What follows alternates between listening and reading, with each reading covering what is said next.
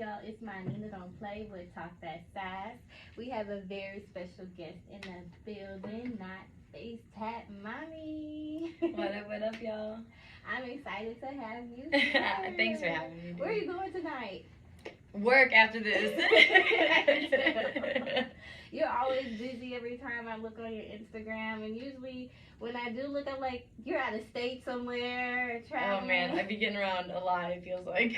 No, I mean, I'm happy for you, happy to see it, because it's like, girl, get your ass up and go get on the road. Honestly, like, I'm so grateful that the holiday seasons make shit kind of slow, because I felt like I was just like, go, like, multiple places every month, especially the last couple months of 2023, and now it's like, between like Christmas and New Year's and like people just being broke from like the New Year starting and shit, it's like, oh, thank God nobody's asking me to like go anywhere.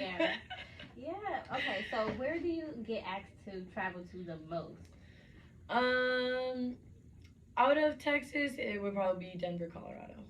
Yeah, I got a big fan base out there. That's where I started making music originally. I lived there for about 8 years almost before I moved down to Houston, so that's where I like to play the most out of here. Yeah, cause like I noticed, cause I'm like, okay, where is she from? I saw this. I saw it on YouTube. You was on a TV show. Yeah, the Transformed episode. Oh my God, that shit was awful. So it's like making its rounds again right now, but that shit happened probably like 3.5 years ago now. It was so weird how it happened. I got this message on Instagram, and it was like, I thought it was like a fake account because it was somebody who had like 200 followers or whatever, and they were like, hey, I work for this company, Barcroft Studios, blah blah blah, we have this show, Hooked on the Look, Transform, blah blah blah, you might have seen this on Snapchat. I was like, I totally have. Why are you guys messaging me? They're like, this is fake, this is bullshit. And they're like, no, like, we'll have, like, one of our, like, you know, big fucking people in the company come message you if you don't believe this. So, like, 2 days later, I get another message, and it's like, download WhatsApp, right? And I'm like, God, this is a fucking scam. Like, so I download WhatsApp, and, like, somebody from the UK calls me. And they're like, hey, I'm Melissa with Barcroft Studios. I'm the production manager for this show. You have this crazy look. Would you want to like do this episode with us? If we just like pitch a opposite idea to you, you can tell your story, you can be you, just let us cover your tattoos. I was like, sure, cool, you know, like, if you guys are gonna put my name out there, like, yeah, great opportunity. And then they never really like put my links out there, anything with it.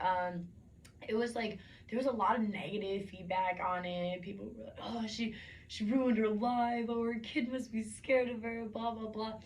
But it was so corny. Like, they wanted me to go walk around town and shit, and I was like, I'm so uncomfortable. I don't think people would talk to me. And they were like, you look like that, and you think if you go out in this like blonde wig and like this like super basic makeup, should have given you a different outfit and a different it was so wig. bad. It was so bad. It was like you pulled it out of somebody's grandma's fucking closet. Like, oh, wrap this around you. Like, here's these stupid fucking stocking socks. Like, and it took them so long to cover my tattoos. And the lady they sent had never like covered tattoos before. She was like a wedding glam person.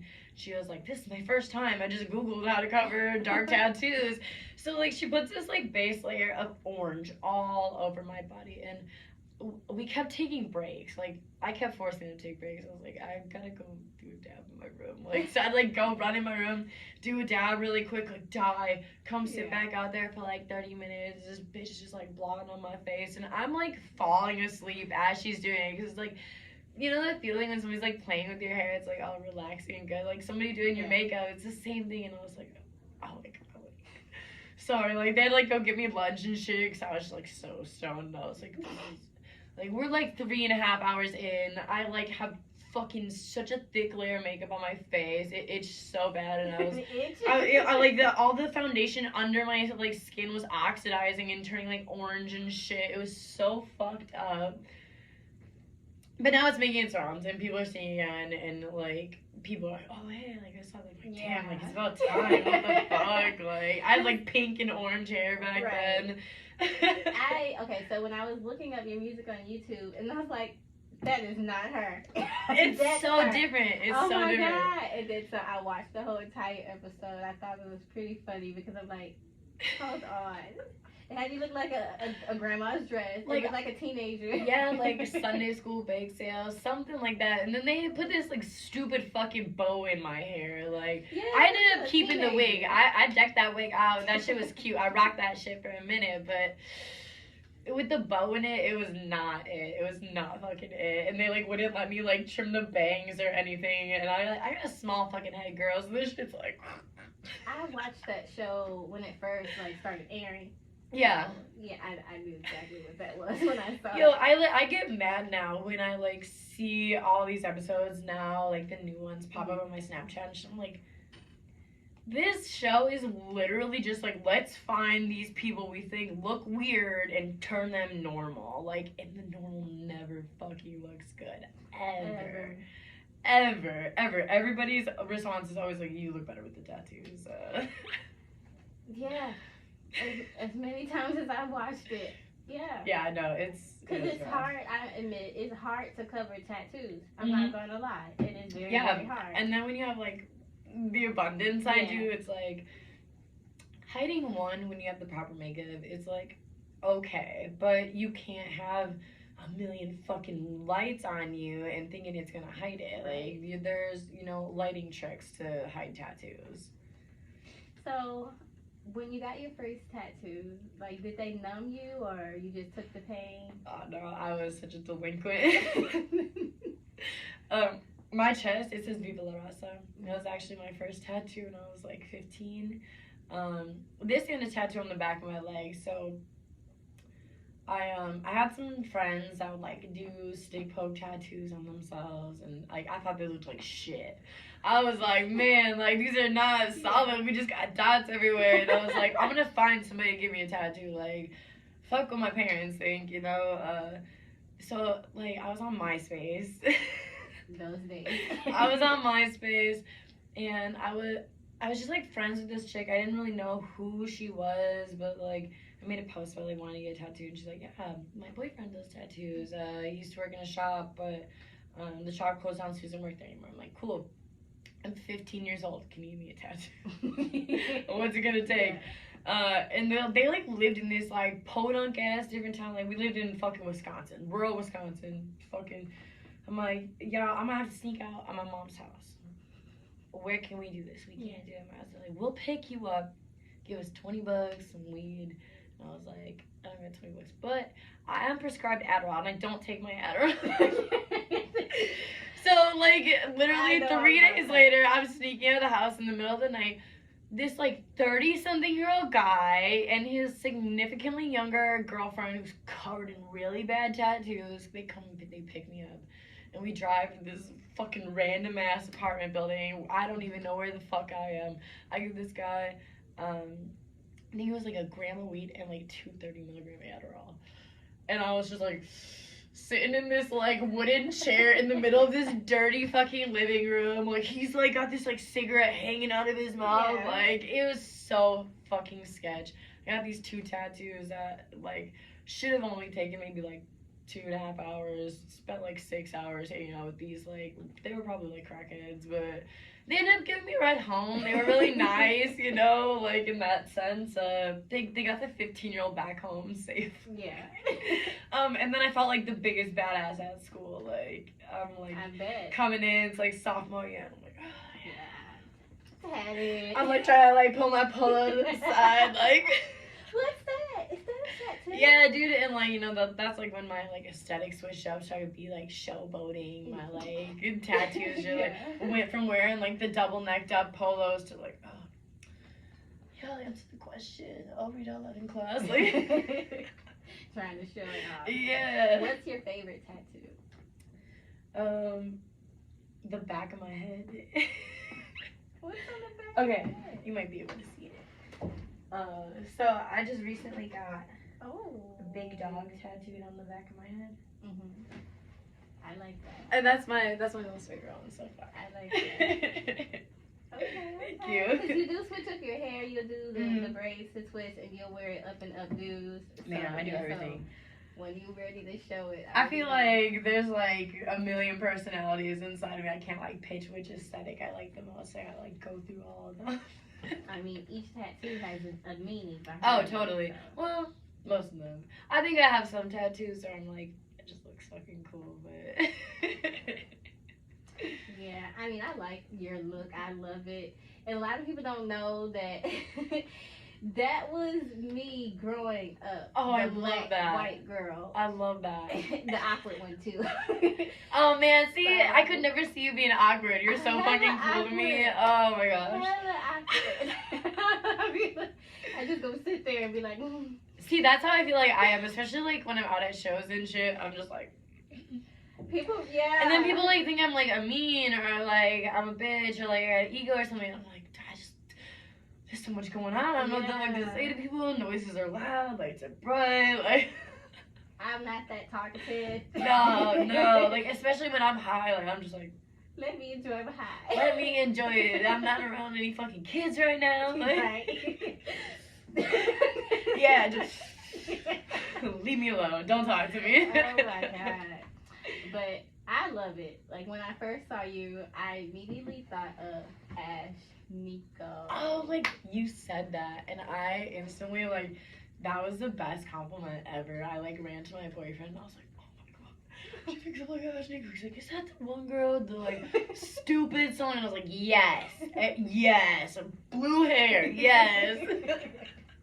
And I get that a lot now. Like I have so many girls who will be like, oh, you remind me of Ash Nico. Oh, you remind me of Rico Nasty. And I'm like, oh. Yes, because you do Thank have you. different sounds of music. Like, I was listening to your songs, and I was like, okay, she can really do different genres of music. I'm trying to do everything different. You was just talking about that a few minutes ago. How's that coming along? It's been a work in progress. But I'm having a lot of fun, you know. I think when I started creating music, I made it a point to not want to make any music that sounded the same. I didn't want to reuse any of my flows.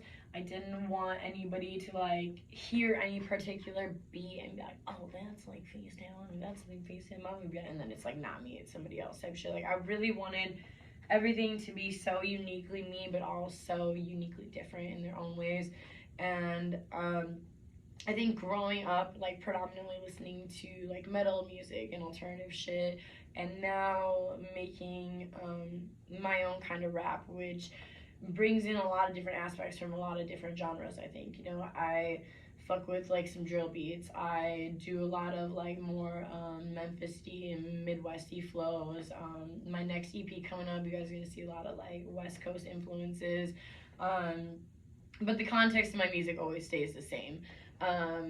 You know, like the blood, that's always a thing. And you know, it's not even supposed to be like a scary thing, but for me, if as an artist, it represents feminine rage, and that's what all my music is. I feel like we live in this day and age where not a lot of people listen fully to lyrics, but I think my fan base does, because you have to, and when you listen to it, you're like, damn, like she may be always kind of like talking a little bit about like homicide or like, you know, suicide or things that make people feel a little uncomfortable to talk about or hear about, but there's like good intention to all I'm happy of it. that you mentioned that, because I mentioned my depression in my music, and a lot of people don't even pay attention to it because I mention it in every song, like my suicide attempt, depression, like. And I agree with you. A lot of people don't pay attention to lyrics, and I feel like I have to rap so hard. You have to, so that they can. What did she say? I you know, we have performed on the same fucking things, and I feel like you and me are the same way. Like there's so much emotion. It's like you can hear it in your fucking tone of voice. You can hear it in your fucking chest. It's like we have so many things we need to say and feelings we fucking have.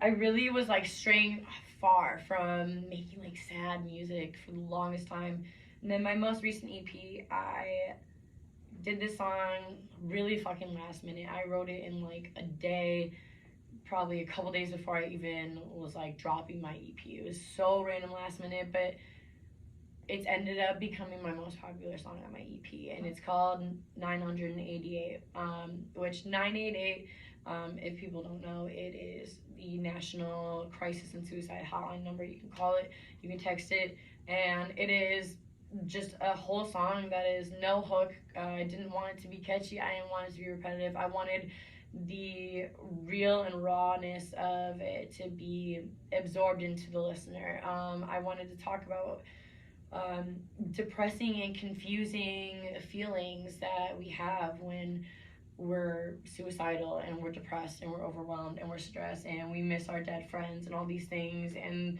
there's so much pressure to, you know, keep going. People are always like, oh, you know, you're good, you can get through it, it's fine, it'll be fine. But it's like, man, like, but I feel all these things, and it's like the more you get a bigger platform and the more people listen to you and look up to you, it's like the more secluded you become and the lonelier you can feel and the more depressed you can feel. And like, it's like people don't think about it because like, oh, you get these opportunities, oh, you have these followers, oh, like, you know, these people. It's like, fuck that. All y'all think I'm good, I'm balling. Like, a bitch be sad sometimes. and like, I want people to relate to that. Like, I think about all the times where I felt completely fucking alone with my feelings and I've self-destructed.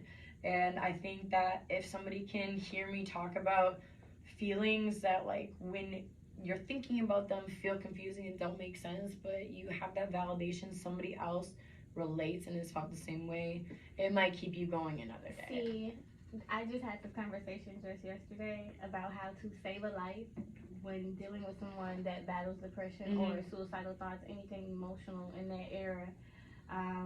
I never had someone to really just communicate with and talk to about that. Yep. Not even my family. They didn't understand it growing up. And like I said, I had seizures to make me, you know, battle mentally. Yeah.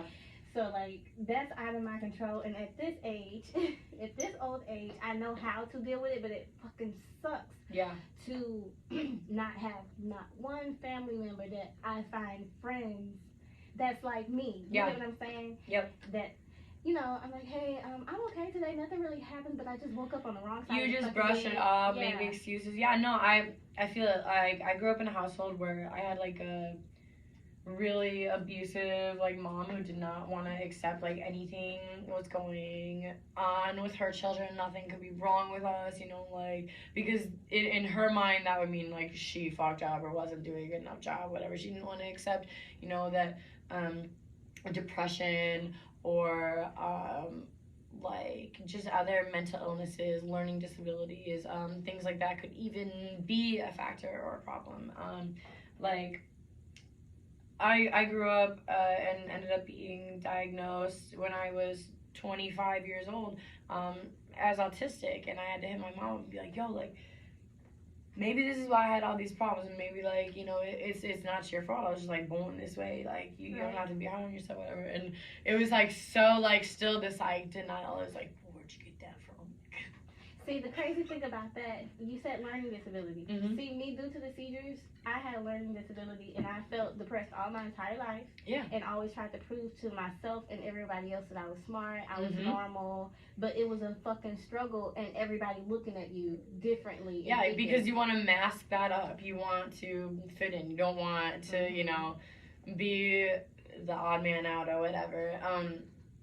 I'm glad, like, nowadays, like, our children and shit are hopefully in the element where we can recognize these things from people.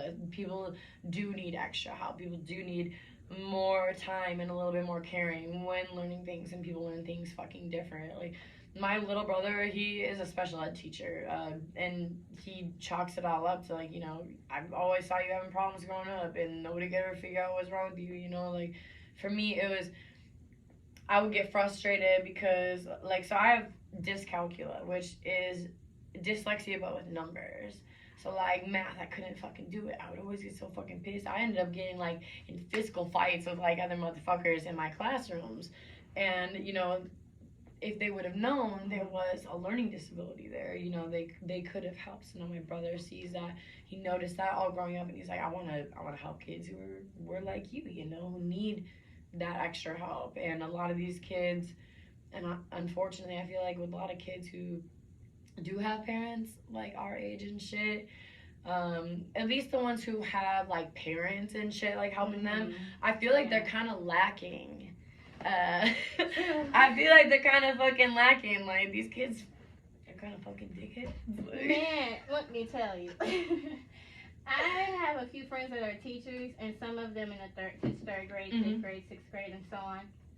And they say COVID really fucked up the kids and stuff. It's not the COVID, it's the parents. That, but it is the parents too. It's the parents. You have to teach them at home. They don't want to teach them nothing. I gotta go to work, I'm tired. No. I don't care how, like, look, I definitely have some days where I'm tired and I want to lay around and don't do anything. My daughter is 4, turning 5 this month.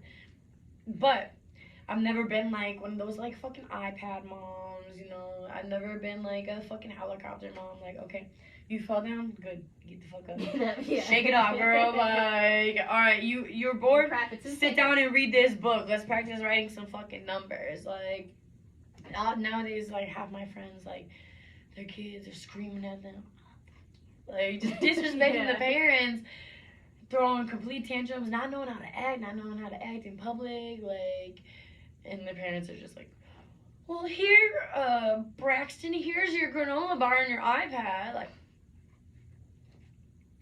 let me be in charge of that kid for an hour. He's gonna act right. Like, man, to me, kids they're crazy now. Shoot, like, fighting teachers and the way that young teenage girls are dressing. I never had the balls.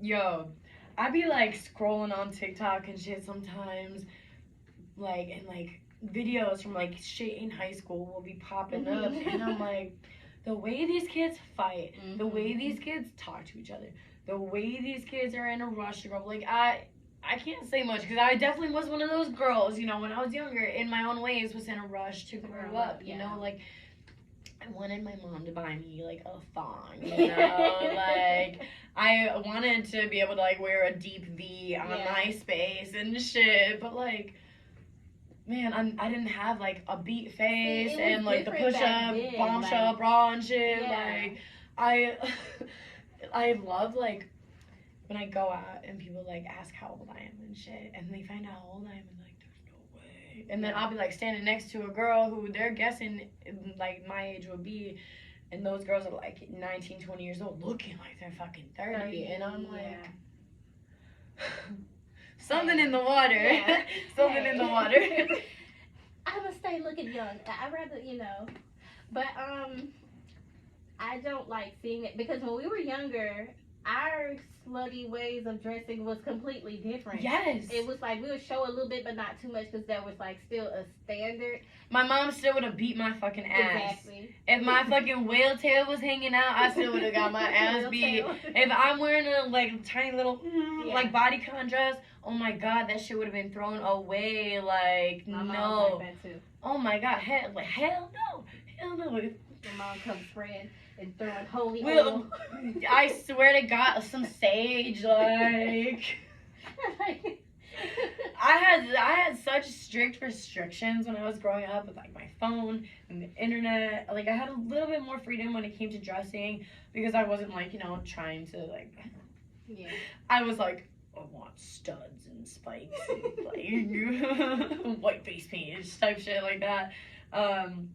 But God, no, like, at night, like, my mom would, like, fucking unplug the router, take the keyboard away from the fucking computer. We had parental controls on our phones, so, like, during, like, the school day, we couldn't fucking text anybody but, like, my mom. At night, you couldn't fucking text her anything. That's like, cold-hearted. Unplug the router. Cold-hearted. Yo, I got smart with it, though. Like, I ended up finding, like, a nerdy-ass friend whose like mom was a hoarder, and she like had keyboards and routers and shit. So I would like go and like wait till my mom would like pass out, plug the router back in, and then like have one of these keyboards on deck that I got from my home. And, all right, I'm gonna go on like bestscore.com all night. Oh man. My mom, she would do stuff like that too. So when you said that, it just rung bells and stuff. Dude, I remember like if I wanted to use the computer, like we had the computer like in the living room, so like my mom could see like while she's watching her soaps, like see what the fuck I'm looking at, like. And we had like the oldest piece of shit computer for the longest time too, bro. It was like this big ass gateway computer that still had like the cow print on it and shit. Like we didn't even have internet until I was in high school, bro. Like it took my mom that long to get on the technology bandwagon. Like I was playing Oregon Trail and like Pixar on my fucking computer. Like, can I rate my essay, mom, please? I'll stop playing Oregon Trail. Oh man, that does ring a bell. It makes me think of like the big. I had a big white one that looked like a TV screen. Oh my god, yes. An old school TV with the big back. Yeah. Do you remember what the old Macs looked like? Oh, they were pretty though. They were so cool looking, and I wanted one so bad. And we had like 4 at my like school like computer room, and I would like fucking like race the other kids like, no, it's my turn. Like, yeah. I want the blue one. it's my turn to type on the so teal Mac. Like Carrie Bradshaw had one on Sex in the City, and being young at that age, I wanted one so bad. So yeah, I know. Fuck yes, fuck yes. Oh man, I had one of those old silver Nokia brick phones for the longest time, and I remember like I had texting before I knew what texting was, and I went to this like sleepover with a bunch of girls, and we were at this place called the Wisconsin Dells. It was like nothing but like water parks and shit. And I remember this one girl was like, "You have texting on your phone?" I don't know what that is. She's like, "We're texting boys," and that's like when I learned how to text, like. And I got so good at that. I remember like being in school like a couple years later, just like, you know, watching the teacher, but like being so good at texting on the phone, you didn't have to look. Yeah. Like, yeah, the little tiny phones back then. yes, like, all right, I got 3 for this letter, like 2 for this letter. Didn't even need to look. Yeah, for real, for real. And I was so envious of all the little motherfuckers that had like the sidekicks and shit. Like, I just wanted to be able to flip my phone out and type on a keyboard so bad. If those bitches ever come back the way they used to be, nice. I will have one. I will, mark my words, I'll give them that one. They were nice. Yeah, I remember a lot of people had those when they first came out. They were so cool. Look, I was like one of those like shithead kids who like hung out at the skate park, and like all the skateboarder kids in like my little rural Wisconsin town, they all had sidekicks and razors. And I was so jealous of everybody because I'm like walking around my fucking Nokia, like. What was the flip phone? It was like skinny. Dang, what is it? The Razor. The Razor. The Razor. Because they had like the silver one, the pink one, and the red one. And the red one was like the like Bon Jovi one or the U2 fucking release one. It had like all these U2 songs on it. And I was like, white people are going crazy. They ate that shit up though. It was like the AIDS release, fucking U2 supporting Razor, and that shit did look cool though. It totally looked cool. It was. That was damn. You unlocked so much nostalgia for me right now. Holy shit. I'm older too, so people just expect for me to be like. I swear, when I'm like talking about like shit that I grew up with, when I'm just like out at the bar or parties or whatever, people are like, there's no way you remember that. And I'm like, I had Cabbage Patch Dolls. For real. Eating hate. Yeah, for real. I had dance routines to every Christina Aguilera song. Fuck out of here. Who did it at those times? God. We grew up like in the last good era. Like anybody who was living in the 90s. And it gotten worse. Yeah, I don't know what happened. Like the 2010s, like it all really started going downhill from there. That's like all the best like fads and fashions and music